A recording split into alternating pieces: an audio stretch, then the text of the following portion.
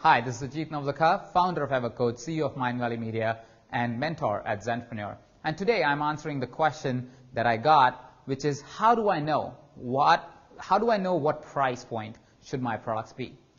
Now, it's a very hard question because it has a lot of variables, and all the variables have certain amount of ambiguity. What I'm going to try and do, and always know, you will only know the right answer once you have tested it.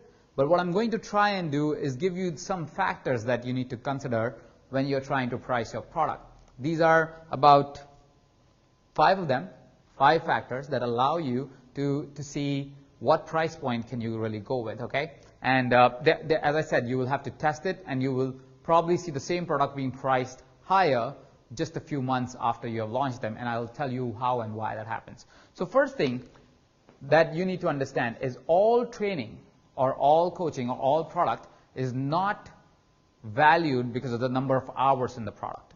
Never price your product because it's an hour long or it's 10 hours long or 20 hours long. You price your products for results. So that's the first thing that usually people make a mistake with, is that you end up saying, oh, this is a 2-hour product, it must be priced like 49 bucks or 129 bucks. That is the wrong way of putting value to your product. The value to your product is defined by what's the transformation they are going to get.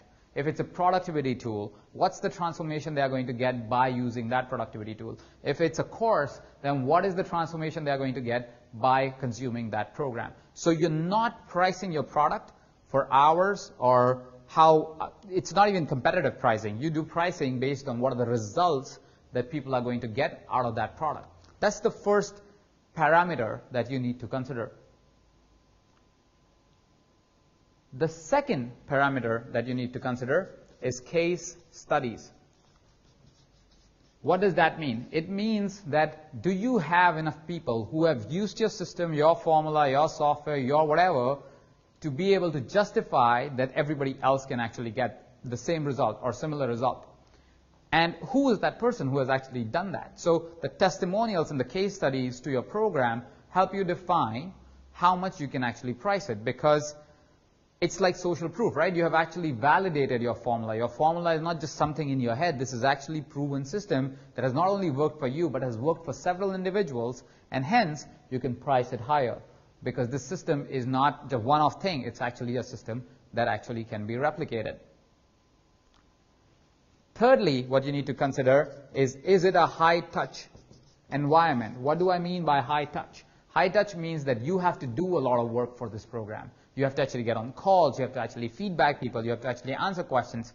All those things, if they are there in the nature of things, then it will be a high-end product. But if there is no high-touch, it's a home study program that you consume at your own pace, you probably want to price it lower.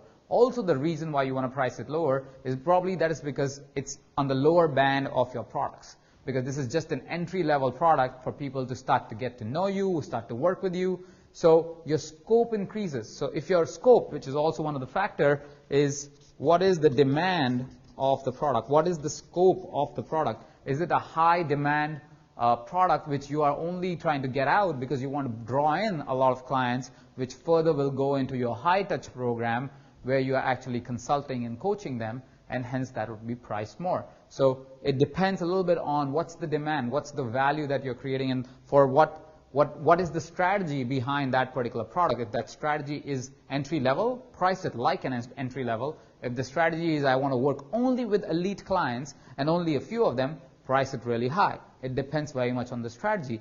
Ideally, what you would want to do is you would want to have products in every range. You want a $99 product and you want a $999 product as well, and somewhere in the middle as well, and even $5,000, $10,000 depending on your industry, depending on the demand of that in the market.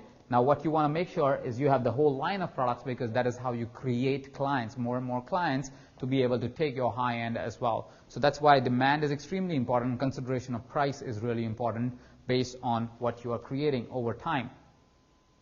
And lastly is positioning.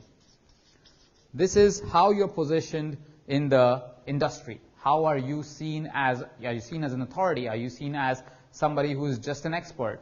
Because expert and authority are completely different things. You could be an expert in your field, but if you are an authority in your field, which means you're not only the person who can teach something or trains on something, but actually people refer you as the person to talk about that particular item, you're probably an authority, which means you can actually position your product much higher and actually generate or charge a lot more money for the same product that somebody else may have but is only an expert. So you want to work as an authority, and when you're working as an authority, you will see tremendous higher value that you can charge for the product. So these are 5 items that you want to consider when you want to price your product.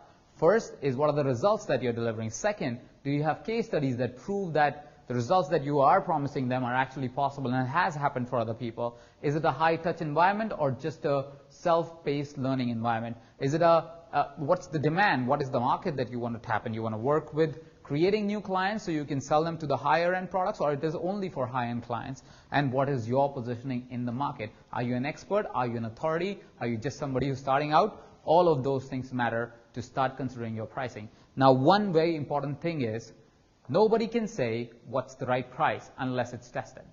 Because a lot of times we might go, no, I'm positioned really, really well. I think I'm an authority. I think people reference me. But if the client who's coming to your page doesn't feel the same way, and you have an not obnoxious, but a higher price point, they're going to go, this person's not really an authority. I don't know if this really works if you don't have case studies there. So we would never know till the time we actually set out to do testing of the pricing. So what I would say is, based on your assumption, based on the market, create the first price point and then test it as many times as you can against higher and lower price points. What you want to do is, based on your strategy and where in your curve that product really falls, if you are creating products, creating clients for the first time, try to lowball it as much as you can so you can create a lot more clients, so they come into your funnel and they go and bubble up all the way to your higher price point, because this is a way to get them exposed to the whole idea of working with you. But if it is that you're working only for a limited set and you're working only a very high-touch environment, then you probably want to start expensive, but keep testing it for even more expensive and even more expensive and even more expensive, because what you're trying to create is only high-end limited set of clients, and more value you can generate on each of those is better for you.